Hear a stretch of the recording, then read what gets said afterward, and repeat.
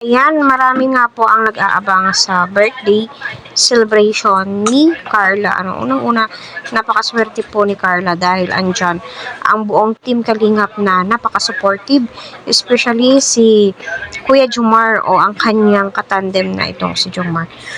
So grabe po yung effort po talaga nila na para maging successful ang birthday ni Carla.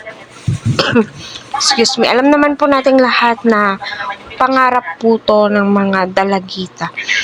So hindi po expected ni Carla at hindi ko rin po expected na kahit na napaka minimal po yung makeup niya, yung simple lang, pero yung datingan, grabe, napakaganda niya, napaka-flawless niya. So, sino ba naman ang hindi mabibighani sa kanya?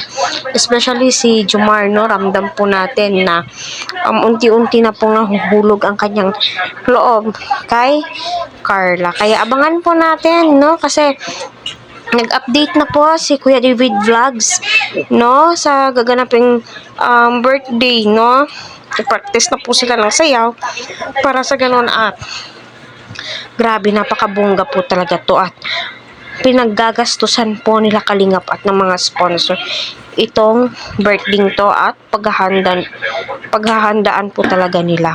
Kaya patuloy po natin silang suportahan, taklikin ang kanilang mga vlogs, huwag po natin skip ang kanilang ads para sa ganon na makatulong po tayo.